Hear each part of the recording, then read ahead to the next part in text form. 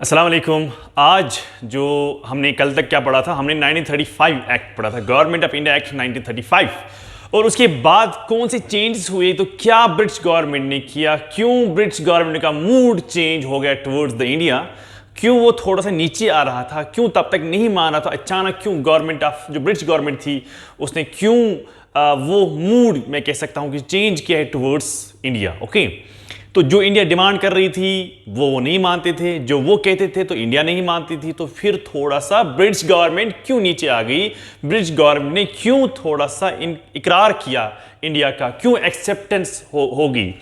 तो 1935 एक्ट की अगर मैं थोड़ा सा लास्ट में बोलूं, एक्ट ऑफ 1935। ओके, जो एक्ट ऑफ 1935 जो है, तो ये असल में इनफोर्स कब हुआ, 1937 में। तो असल में ये इस साल में बना, तो यहां से स्टार्ट हो गया। ओके, जो ही 1937 से इसका ये स्टार्ट हो गया, तो तब तक जो भी प्रोविजंस इसमें थे, हाँ, तो गवर्नमेंट जो इंडिया था, चाहे वो कांग्रेस थी, चाहे वो मुस्लिम लीग था, चाहे वो पब्लिक था, तो हर किसी ने मेजॉरिटी में ये कह सकता हूं कि इसने अपोज किया इस बिल को। ठीक है, उसके बाद क्या हुआ कि 1937 में उन्होंने इसको इन्फोर्स किया, तब भी क्योंकि हुकूमत उनकी थी, कंट्रोल उन्हीं का ही था, तो ये स्टार्ट हो गया।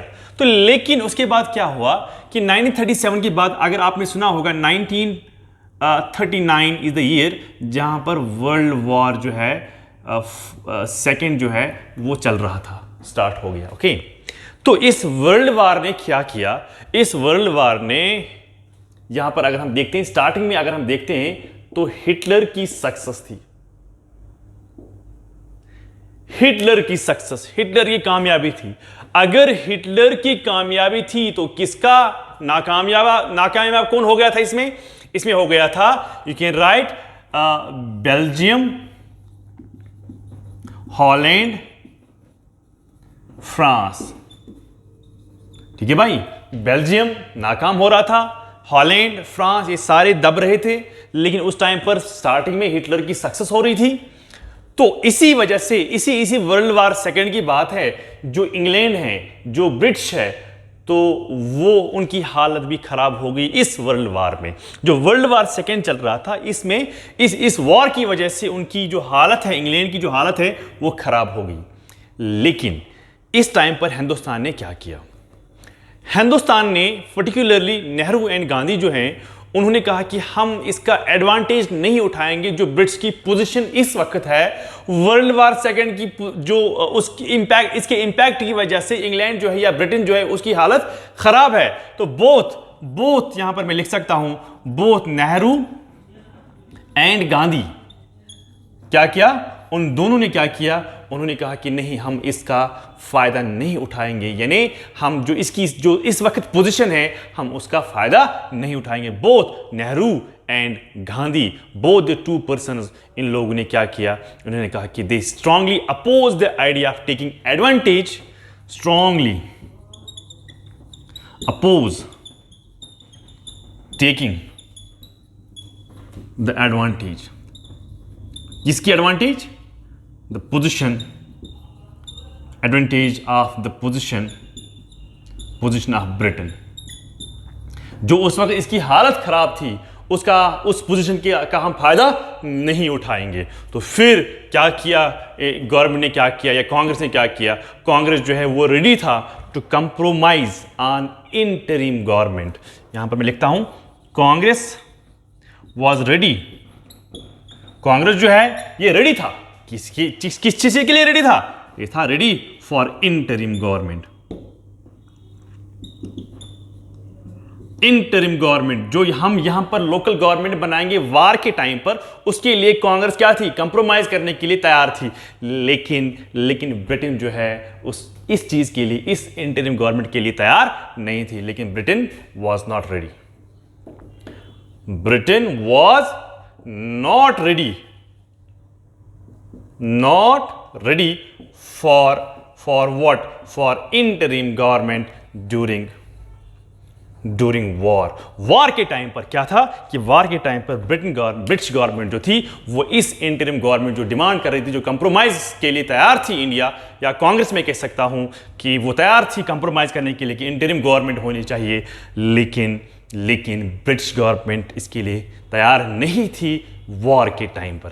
तो फिर क्या हुआ, इसके बाद क्या हुआ, गवर्नमेंट ने एक नई स्कीम लाई ब्रिटेन की इंडिया के लिए। वो क्या था, गवर्नमेंट ने इनकार किया इंटरिम गवर्नमेंट के लिए जो वॉर चल रहा था, तो government came with its own offer.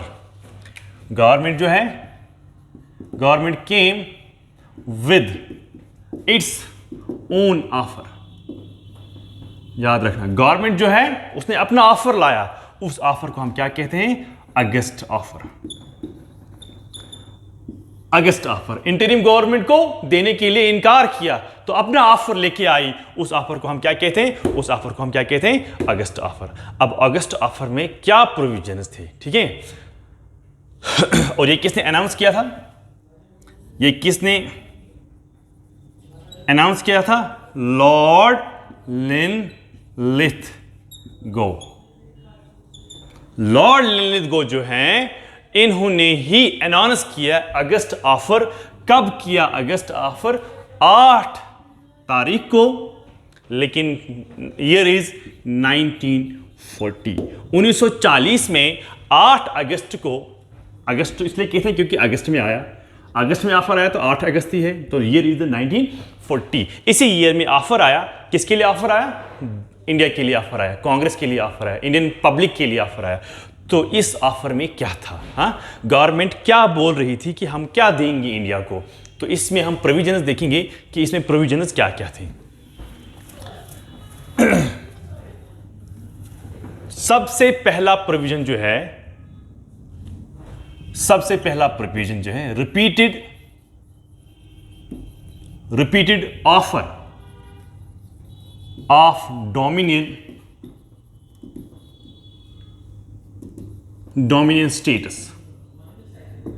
ठीक है भाई, डोमिनियन स्टेटस दिया जाएगा, यानी सेल्फ रूल दिया जाएगा। ठीक है, जो रिपीट वर्ड है यहां पर, इससे पहले कब दिया गया था, जो डिस्कस हुआ था 1939 में। 1939 में डिस्कस हुआ था कि हम इनको डोमिनेंट स्टेटस देंगे, तब से ये कह रहे थे कि हम डोमिनेंट स्टेटस देंगे, लेकिन अब रिपीट हुआ, यही डोमिनेंट स्टेटस जो है हम आपको देंगे। किस में, अगस्त ऑफर में। यहां पर मैं लिखता हूं, अगस्त ऑफर में क्या करेंगे, लॉर्ड लिनलिथगो ने जो प्रेजेंट किया वो स्कीम, तो उसमें आपको क्या दिया जाएगा, डोमिनेंट स्टेटस। ये पहला कंडीशन, पहली चीज थी इस ऑफर में।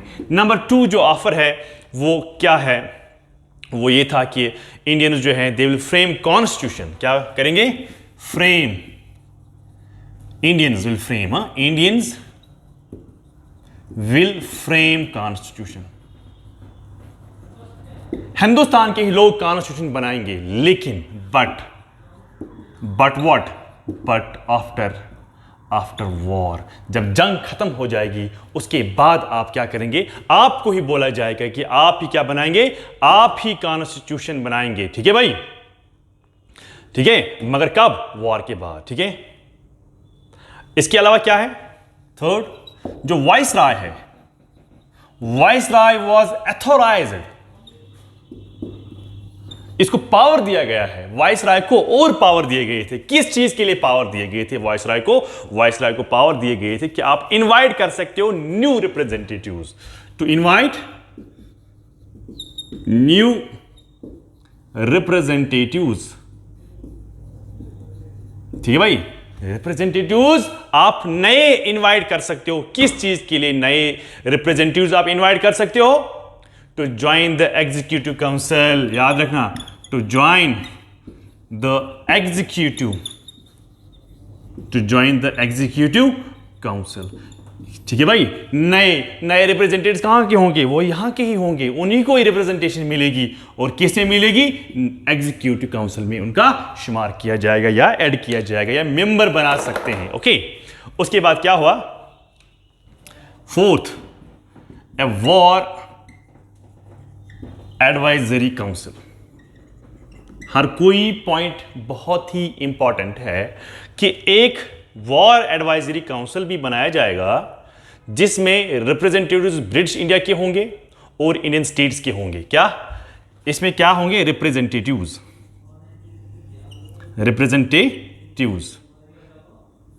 एक होंगे ब्रिटिश इंडिया के, और जो इंडियन स्टेट्स जो हैं वहां से भी ये क्या करेंगे? ये बनाएंगे। एडवाइजरी काउंसिल बन जाएगी जिसमें मेंबर होंगे ब्रिटिश इंडिया के और इंडियन स्टेट्स के मेंबर होंगे, जो क्या बन जाएगा? एक एडवाइजरी काउंसिल बन जाएगा। ठीक है, लेकिन उस वक्त वार चल रही थी। ठीक, अच्छा, फिफ्थ पॉइंट है, जो गवर्नमेंट है, government give assurance of what? किसके लिए एश्योरेंस मिल गई गवर्नमेंट को? गवर्नमेंट ने किस चीज के लिए एश्योरेंस दी? ताकि ये प्रोटेक्ट करेगी, ये सेफ गार्ड करेगी इंटरेस्ट्स ऑफ माइनॉरिटीज। याद रखना, जो गवर्नमेंट है, government give assurance to safeguard the interest of minorities, safeguard the interest of minorities. मगर कौन से माइनॉरिटीज? पॉलिटिकल एंड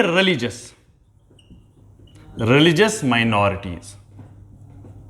याद रखना, पॉलिटिकल एंड रिलीजियस माइनॉरिटीज के लिए गवर्नमेंट ने क्या कहा? हम एश्योर करेंगे आपको कि हम आपकी इंटरेस्ट्स को सेफ गार्ड करेंगे, हम आपके इंटरेस्ट को प्रोटेक्ट करेंगे। जो कौन होंगे? जो माइनॉरिटी में आएंगे। लेकिन किसके माइनॉरिटी में?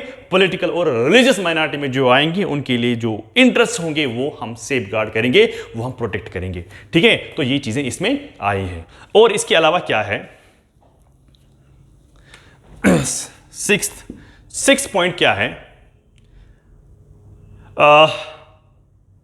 No future constitution.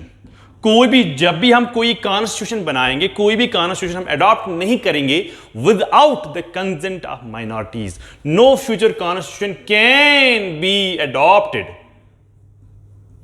ठीक है, हम जो फ्यूचर कॉन्स्टिट्यूशन जब बनाएंगे, कोई भी कॉन्स्टिट्यूशन हम नहीं बनाएंगे जब तक माइनॉरिटीज उसको साइन या एसेंट नहीं करेंगे। No future constitution can be adopted unless minorities give assent. जब तक वो इसको साइन नहीं करेंगे, जब तक वो इसको नहीं मानेंगे, तब तक कोई भी कॉन्स्टिट्यूशन फ्यूचर के लिए नहीं बनेगा। तो ये चीजें हुई थी किसमें? ये चीजें हुई थी, ये प्रोविजंस थे अगस्त ऑफर में। लेकिन इसके अलावा क्या था? जो गवर्नमेंट है,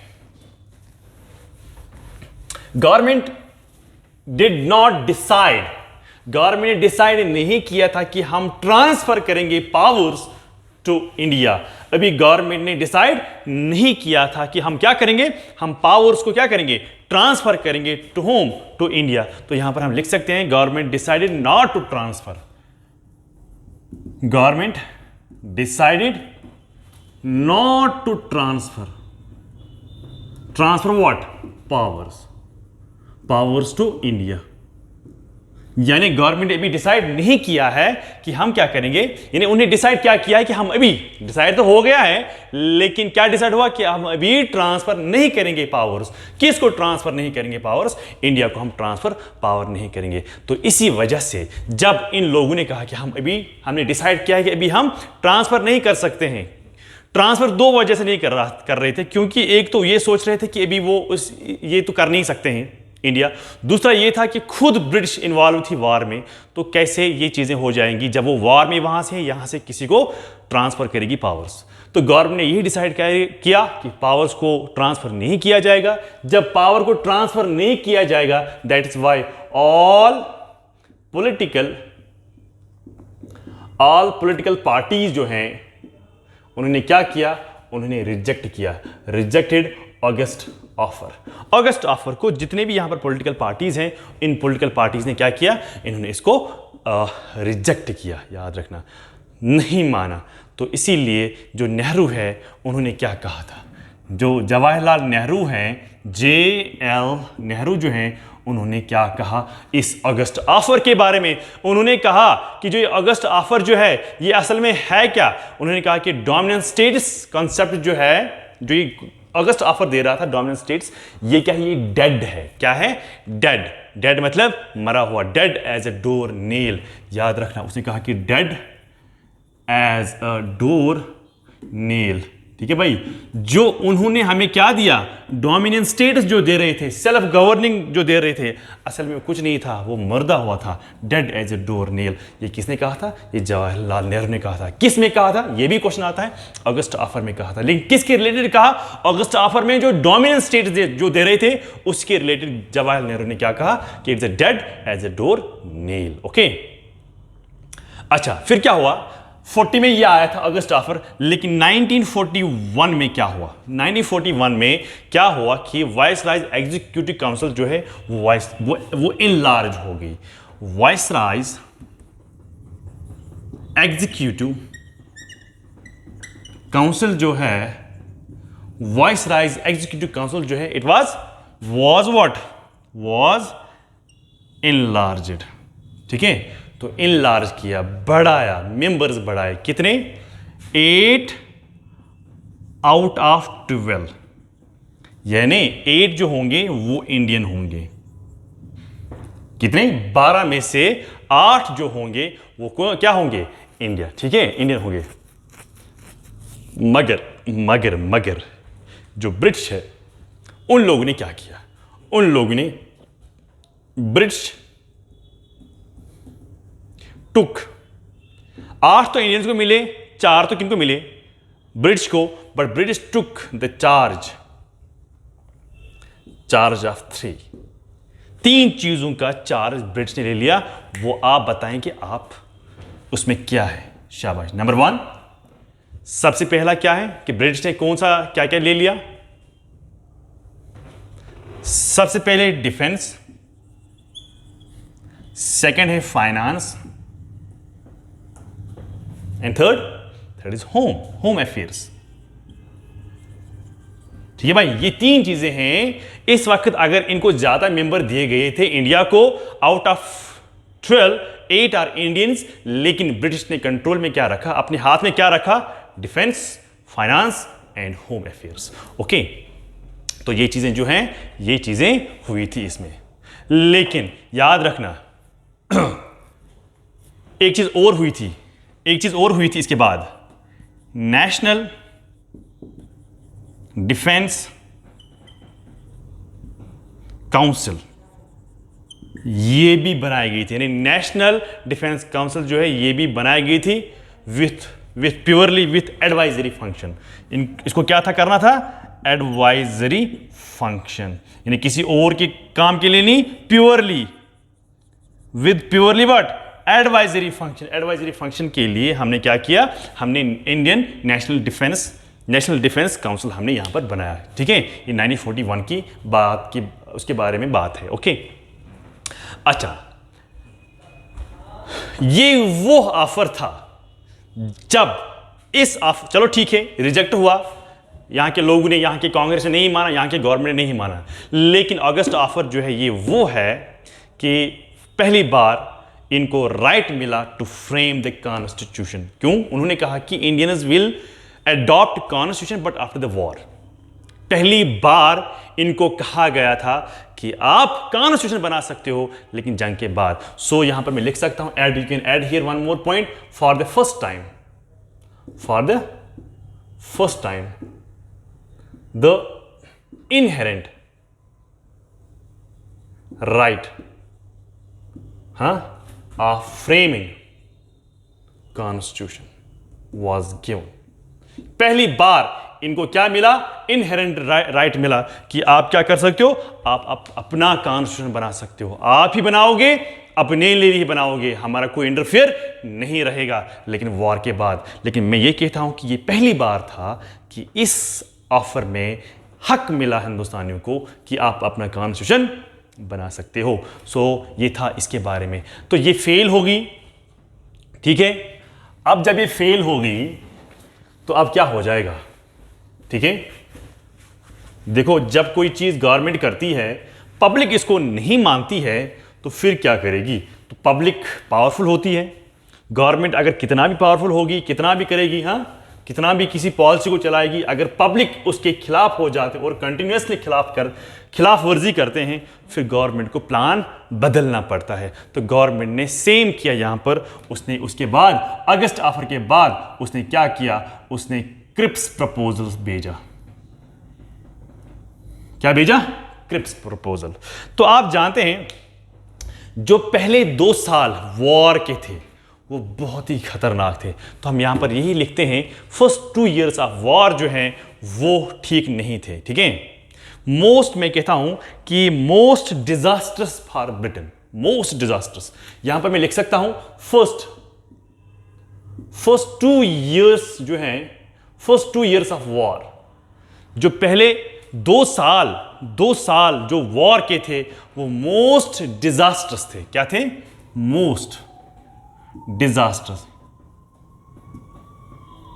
ठीक है, मोस्ट डिजास्टर्स थे। किसके लिए था मोस्ट डिजास्टर्स? ब्रिटेन के लिए बहुत ही खराब हालत थी, यानी इसके लिए अच्छा नहीं था। तो फिर क्या हुआ, जब क्रिप्स प्रपोजल आया था तो पहले 2 साल की मैं बात कर रहा हूं, 2 साल पहले जो 1939, 1940, 41, तो फिर क्या हुआ, फिर क्रिप्स प्रपोजल आया। तो फिर क्रिप्स प्रपोजल आया तो कब आया? यह आया 1942 में। This is the year, okay. 1942 में ये प्रपोजल आया। तो इसमें क्या हुआ, इससे क्या हुआ, जब हालत खराब हुई, इस हालत ने क्या किया, इसने कंपेल किया ब्रिटिश गवर्नमेंट को टू रिवाइज इट्स पॉलिसीज। क्या? It compelled. क्या? किसने कंपेल किया? वॉर में जो हालत खराब थी उसी हालत ने इसको कंपेल किया। It compelled home, it compelled British government to revise its policies. ठीक है भाई, अपनी पॉलिसी को क्या करना है? अपनी पॉलिसी को रिवाइज करना है। क्यों रिवाइज करना है? क्योंकि जंग की हालत खराब हुई थी, तो इसको पॉलिसी को क्या करना? रिवाइज करना था। जो ही पॉलिसी को रिवाइज किया, अगस्त ऑफर था, नहीं माना, गवर्नमेंट भी नहीं मान रही है, इंडिया भी नहीं मान रही है, तो गवर्नमेंट को क्या करना पड़ा? Because of worse conditions in war, government has to revise its policies. जो ही रिवाइज आ गई, तो रिवाइज क्या था? रिवाइज था क्रिप्स मिशन। रिवाइज क्या था? क्रिप्स मिशन था रिवाइज। तो इस क्रिप्स मिशन में क्या हुआ, इसके बारे में भी गवर्नमेंट जो है, इंडिया जो कांग्रेस जो है या इंडिया जो है, इसके खिलाफ भी आवाज उठाई। तो क्रिप्स मिशन में क्या हुआ ये भी हमें समझना चाहिए। तो क्रिप्स असल में है क्या? इट इज, सर याद रखना, कभी कभार इसी में भी क्वेश्चंस आते हैं कि नाम उल्टा दिया गया होता है। तो इसका नाम है सर स्टैफोर्ड क्रिप्स। ठीक है भाई, कभी कभार यहां पर किसी और का सर कुछ और दिया गया होता है, क्रिप्स दिया गया होता है, दूसरा ऑप्शन सर स्टैफोर्ड क्रिप्स दिया गया होता है। तो उस वक्त हम कंफ्यूजन होते हैं, हमने क्या नाम याद रखा होता है? सिर्फ क्रिप्स मिशन। लेकिन असल में कौन था? स्टैफोर्ड था, सर स्टैफोर्ड क्रिप्स था। उसके नाम पर इसका क्या पड़ा? कमीशन पड़ा, यानी क्रिप्स प्रपोजल पड़ा या क्रिप्स मिशन नाम पड़ा। लेकिन कभी कभार क्या होता है, ऑप्शन में इसका नाम यहां पर लिखा होता है सर सेंट क्रिप्स। ठीक है भाई, तो इसका खास ख्याल रखना, ये नहीं है बल्कि ये है। तो ऐसे भी क्वेश्चंस आते हैं। So you have to remember, you have to mind my every word, every line, every sentence. ठीक है, तो ऐसे करके आपको याद रखना है। ठीक है, क्रिप्स प्रपोजल इंडिया आया था, किसके लिए आया था? Final solution of constitutional crisis, for final solution of what? Constitutional crisis. जो यहां पर कॉन्स्टिट्यूशनल क्राइसिस थी, ठीक है, उस कॉन्स्टिट्यूशनल क्राइसिस को सॉल्व करने के लिए, सॉल्यूशन ढूंढने के लिए ये मिशन यहां पर आया था। अब इस मिशन ने क्या कहा वो जरा हम देखते हैं। ठीक है, अब इसमें क्या क्या चीजें आई थी वो जरा हम देखते हैं कि क्या क्या गवर्नमेंट ने चाहा कि हम क्या करेंगे, किसके लिए? इंडिया के लिए हम क्या क्या करेंगे। तो इंडिया ने क्या किया फिर लास्ट में? सबसे पहली बात, कंप्लीट ट्रांसफर ऑफ पावर। तो क्रिप्स मिशन में क्या हुआ? पहली बात, हम क्या करेंगे? कंप्लीट ट्रांसफर करेंगे। किस चीज की ट्रांसफर करेंगे? पावर को, to India after war, to India after war. पहले क्या था, हम उनको बोलेंगे कि आप कॉन्स्टिट्यूशन बनाए लेकिन वॉर के बाद, लेकिन अब क्या आया, अब हम ट्रांसफर करेंगे पावर, हाँ देंगे आपको पावर, लेकिन जंग को खत्म होने दो। ठीक है, ये था पहला प्रपोजल, किसमें, क्रिप्स में। ओके, और पार्शियली, मगर और चीज, एक चीज किया, हम आपको कंप्लीट देंगे, कंप्लीट यहां पर वर्ड है कंप्लीट ट्रांसफर करेंगे पावर, लेकिन पार्शियल थोड़ा सा हम आपको देंगे during the war. Partial will be transferred during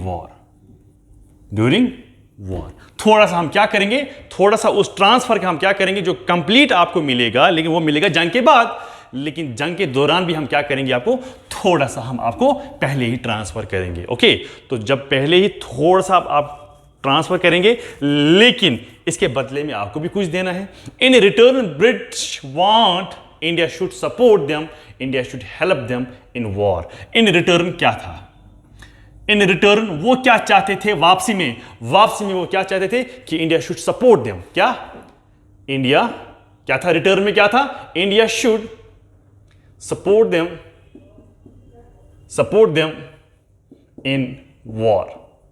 ठीक है भाई, हम आपको कंप्लीट देंगे, लेकिन देंगे जंग के बाद, लेकिन तब तक हम क्या करेंगे, हम आपको पार्शियल थोड़ा सा हम आपको ट्रांसफर करेंगे, आपको जैसे कि आपको अपनी खुद रिस्पॉन्सिबिलिटी फिर स्टार्ट हो जाएगी, मगर उसके बदले में आपको क्या करना है, उसके बदले में आपको जंग में हमें हेल्प करनी है। ठीक है, तब जाके हम आपको क्या करेंगे, हम आपको ये चीजें देंगे। ठीक है, लेकिन क्या हुआ, this bill was opposed by all political parties, opposed by all political parties। ठीक है, जितने भी पॉलिटिकल पार्टीज हैं उन्होंने क्या किया, उन्होंने इस बिल को क्या किया, अपोज किया। ठीक है, रिजेक्ट किया। लेकिन रिजेक्ट करने से पहले मैं आपको और भी कुछ चीजें बोलना चाहता हूं। इसमें क्या था, रिजेक्ट करने से पहले, चलो मैं यहां पर रब करता हूं, मैं ये लास्ट में बोलूंगा, लेकिन और भी कुछ चीजें थी। इस प्रपोजल में क्या हुआ कि India would be free to make its relations with Commonwealth nations. India जो है, India is free to make relations with Commonwealth. ठीक है, कॉमनवेल्थ, जो कॉमनवेल्थ नेशंस हैं उनके साथ इंडिया फ्री है कि आप अपना रिलेशन उनके साथ बना सकते हो। नंबर एक पॉइंट। दूसरा पॉइंट ये कि you are free, India is free to establish और to participate in United Nations and other international organizations। मेरी बात समझ लेना, this is very important point. उसके बाद हम रिजेक्शन देखेंगे जो यहां के पॉलिटिकल पार्टीज ने इसको अपोज किया। बात को समझना यहां पर, this is very important point to understand कि इंडिया जो है ये फ्री है, आप फ्री हो, आप रिलेशन बना सकते हो उन कंट्री के साथ जो ब्रिटिश के टाइम पर वो आज़ाद हो रही थी। तो you are free to participate, you are free to take membership, you are free to take their sessions. किसके सेशन? यूनाइटेड नेशंस के। आप फ्री हो, आप उनके साथ रिलेशंस बना सकते हो, वहां पर आप पार्टिसिपेट कर सकते हो। ये किस में आया था? ये आया था क्रिप्स प्रपोजल में। इस चीज को मैं और एक चीज बताऊंगा जो आपको बहुत ही इंपॉर्टेंट चीज है कि कहते हैं कि सर अगर जो इंडिया है, India is known as original member of United Nation Organization. ठीक है, यूएनओ जो है वो बन गई थी 1945 में। क्रिप्स मिशन कब आया? 1942 में आया था। इस चीज को बहुत ही गौर से सुन लेना। यूनाइटेड नेशन ऑर्गेनाइजेशन कब आई? 1945 में। ओके, जो फुली एस्टैब्लिश हुई थी। लेकिन हिंदुस्तान कब आजाद हो गई? इंडिया जो है वो कब आज़ाद होगी? 1947 में। यानी इंडिया एज ए कंट्री बन गई, एज ए नेशन बन गया 1947 में। तब तक क्या था? It was under the control of British. 1947 में अगर हिंदुस्तान आज़ाद होगी तो 2 साल के बाद जब यूएनओ बन गया था। लेकिन आज भी हम बुक्स में पढ़ते हैं कि इंडिया जो है is the original member of United Nation Organization. अगर 1945 में बन गया तो 1947 में हिंदुस्तान आज़ाद होगी, तो फिर हम कैसे कहते हैं कि India is the original member? क्यों हम कहते हैं? देखो भाई, 1942 में, क्योंकि आप देख रहे हो ना, वॉर के टाइम पर ही यूनाइटेड नेशन ऑर्गेनाइजेशन बन रही थी, तैयारी हो रही थी। ओके, तो जितने भी वहाँ पर मीटिंग्स हो रहे थे, हाँ, जो भी सेशंस हो रहे थे, उसमें इंडिया ने पार्टिसिपेट किया। इसीलिए इंडिया को माना जाता है as a original member of United Nation Organization. This is very important point to understand. Okay, अच्छा, इसके अलावा क्या है कि अब हम क्या करेंगे वॉर के बाद? और एक चीज यहां पर, आफ्टर वॉर के बाद क्या हो जाएगा कि you will be allowed to frame constituent assembly. क्या बनाएंगे आप? टू फ्रेम कॉन्स्टिट्यूएंट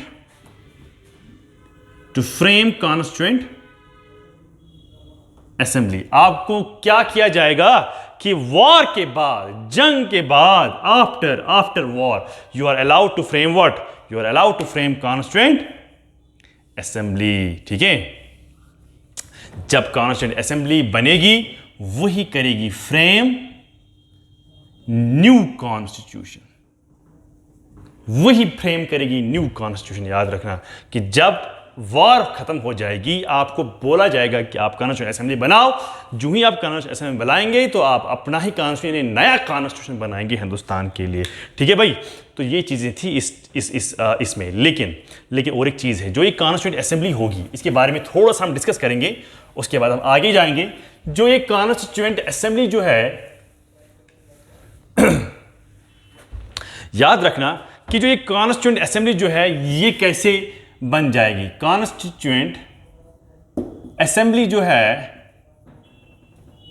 ये कैसे बन जाएगा? याद रखना, जो कॉन्स्टिट्यूएंट असेंबली है, ये कैसे बनेगी? याद रखना इस चीज को, क्योंकि क्वेश्चन यहां से भी आते हैं। इसमें हम क्या करेंगे, कुछ मेंबर्स ऐसे होंगे, members will be elected partially. ठीक है भाई, क्या हम बताते हैं? यानी members would be partially elected by provincial assemblies. ठीक है, मेंबर्स जो हैं, इसमें हम क्या करेंगे कि उनको पार्शियली इलेक्ट किया जाएगा बाय, पार्शियल का मतलब है कुछ मेंबर्स को हम इलेक्ट करेंगे, जो इलेक्ट करेंगे प्रोविंशियल असेंबलीज। लेकिन पार्टली क्या हो जाएगा? पार्टली होंगे नॉमिनेटेड। अगर इनको करते हैं इलेक्टेड, और वो भी हम क्या करते हैं? वो भी हम करते हैं पार्शियली। ठीक है, मगर कौन करता है? Provincial assemblies. लेकिन यहां पर पार्शियली क्या हो जाएंगे? नॉमिनेटेड। उनको कौन करेगा नॉमिनेट? शाबाश, बोलो आंसर जल्दी। इनको नॉमिनेट करेंगे, nominate by princes. Okay, princes क्या करेंगे? इनको नॉमिनेट करेंगे, जो उस टाइम पर प्रिंसेस थे। Okay, princess. अच्छा, अब ये प्रोविजन थे इस क्रिप्स प्रपोजल में, क्रिप्स मिशन में, जो सर स्टफोर्ड क्रिप्स आए थे प्रपोजल को लेके। तो लेकिन यहां पर क्या हुआ? Rejected by all political parties. हर किसी पॉलिटिकल पार्टी ने, मैक्सिमम मैं कह सकता हूं कि इसको रिजेक्ट किया गया था। ठीक है, तो इसमें गांधी ने क्या कहा? गांधी ने कहा किसको? क्रिप्स प्रपोजल को। इन चीज को याद रखना है। Dead as a door nail, ये किस में हुआ था, किसने कहा था? ठीक है, तो वो भी याद रखना है, क्योंकि कल कंफ्यूजन ना हो जाएगा जब क्वेश्चन आएगा उससे रिलेटेड। तो गांधी ने क्या कहा? गांधी ने कहा इसको, किसको? क्रिप्स प्रपोजल को पोस्ट डेटेड चेक। ये क्या है? पोस्ट डेटेड चेक देते हो, है ना? ये नहीं चलेगा भाई, हम इसको क्या करेंगे, हम इसको रिजेक्ट कर रहे हैं, नहीं मानेंगे इस चीज को। ओके, सो ये था इसके बारे में। अब इसके अलावा क्या है वो भी सुन ले जरा। उसके बाद क्या आया? उसके बाद जो आया वो आया वेवल प्लान। क्या आया? Wavell plan. वेवल प्लान कब आया? 1942 में आया था क्रिप्स मिशन। उसके बाद जब फेल हो गया, नहीं माना यहां के पॉलिटिकल पार्टीज ने, तो उसके बाद वेवल प्लान आया। 1945 की बात है। ओके, 1945 इज द ईयर जब वेवल प्लान आया था। ओके, तो वेवल प्लान जो है इसमें क्या था? वेवल प्लान में ऑफर, फिर से ऑफर आया, इंडिया को ऑफर आया वेवल प्लान के अंडर। ही ऑफर्ड प्रपोजल, ठीक है, after the failure of Cripps proposal. यानी ये प्रपोजल था, प्रपोजल आया after the failure of what? Cripps proposal. याद रखना, जब क्रिप्स प्रपोजल फेल हुआ, यहां की पॉलिटिकल पार्टीज ने इसको रिजेक्ट किया। गांधी ने भी हिमसेल्फ ही reject this and consider it as post dated cheque. उसके बाद और एक प्लान आया ब्रिटिश गवर्नमेंट के द्वारा, that's called Wavell plan. 1945 is the year जब ये आया था। ठीक है, तो क्यों ये फेल हुआ था? कि और एक चीज हुई थी इंडिया में जिसको हम कहते हैं क्विट इंडिया रेजोल्यूशन, जो 1942 है। हिस्टोरिक, हाँ हिस्टोरिक में यहां पर लिखता हूं, हिस्टोरिक क्विट इंडिया रेजोल्यूशन जो 1942 से ही स्टार्ट हो रहा था। तो बहुत सारे लोग ने क्या कहा कि इसको कहा कि आप क्विट करो, हिंदुस्तान को छोड़ दो, हमें आपके प्रपोजल नहीं चाहिए, क्योंकि जो भी आप कर रहे हो वो हमारे सिस्टम के मुताबिक नहीं चल रहा है। जो हम डिमांड कर रहे हैं वो हम आपको नहीं दे रहे हैं। क्यों नहीं दे रहे हैं? ठीक है भाई, तो क्या हुआ कि वेवल क्रिप्स मिशन जब फेल हुआ तो वेवल प्लान आया 1945 में। तो तब तक क्या चल रहा था? क्विट इंडिया रेजोल्यूशन चल रहा था। ठीक है, तो इस प्लान में क्या था, यहां पर हम लिखते हैं, इस प्लान में सबसे पहले क्या था कि ब्रिटिश गवर्नमेंट जो है वो रेडी थी अगेन फॉर डोमिनेंट स्टेट्स। फिर से वही बात, ठीक है, जो अल्टीमेट एम जो था, क्या यहां मैं लिखता हूं, ultimate aim of British government क्या था? Was dominant status. पहली बात, अल्टीमेट एम किसका? ब्रिटिश गवर्नमेंट का, वॉज डोमिनेंट स्टेट्स। ठीक है, अच्छा दूसरी बात, जो वाइसरायज एग्जीक्यूटिव काउंसिल, जो वाइसरायज एग्जीक्यूटिव काउंसिल जो है उसमें कौन होंगे? ठीक है, सबसे पहले इसमें वाइसराय होगा, इसमें कमांडर इन चीफ होगा, इसमें अदर मेंबर्स होंगे, plus all other members except the above. मैं रिपीट कर रहा हूं, मैं आपको समझाने जा रहा हूं। जो वाइसराय एग्जीक्यूटिव काउंसिल जो होगा उसमें कौन लोग होंगे? पहले वाइसराय खुद होगा, कमांडर इन चीफ होंगे और कुछ और मेंबर्स होंगे जो उनके अपने होंगे, plus all other members except the अबो। अबो का मतलब viceroy, commander in chief and other members will be Indian. ठीक है, वो हिंदुस्तानी होंगे। बाकी जितने भी सारे मेंबर्स होंगे वो सारे के सारे कौन होंगे? वो सारे के सारे हिंदुस्तान के होंगे। ओके, अच्छा चलो ठीक है, यहां पर ये चीजें मिल रही थी, सब कुछ मिल रहा था, लेकिन इसके अलावा और एक चीज है कि जो मुस्लिम्स हैं उनको भी काउंसिल में एंट्री मिल गई। बिल्कुल जिस तरह हिंदुओं को मिलती थी, जिस तरह हिंदुओं को मिला, उसी तरह मुस्लिम्स को भी यहां पर मुस्लिम्स वेर गिवन क्या? Muslims were given what? Parity. याद रखना, मुस्लिम जो है उनको भी क्या मिला, हक मिला, यानी पार्टिसिपेट करने का with caste Hindus, with caste Hindus in council. याद रखें, जिस तरह कास्ट हिंदूज को उसमें मेंबरशिप मिली, इस तरह मुस्लिम्स को भी वहां पर उस टाइम पर मिली। ओके, उसके अलावा क्या है, और एक पॉइंट है कि एक्सटर्नल अफेयर डिपार्टमेंट जो है, याद रखना, एक्सटर्नल अफेयर डिपार्टमेंट जो है, याद रखना, एक्सटर्नल अफेयर डिपार्टमेंट जो है ये ट्रांसफर हुआ to India, was transferred to India. ये किसको मिला, ये हिंदुस्तान को मिला इस टाइम पर। किस टाइम पर, वेवल प्लान के मुताबिक, ठीक है, यानी ये इसमें प्रोविजन था, ठीक है। अच्छा, उसके अलावा और एक चीज जो वाइसराय था, वाइसराय जो उसने एश्योर किया कि मैं अपने वीटो पावर को एक्सरसाइज नहीं करूंगा अनरीजनेबली। हाँ, viceroy gave assurance that he will not what? Will not exercise veto power unreasonably।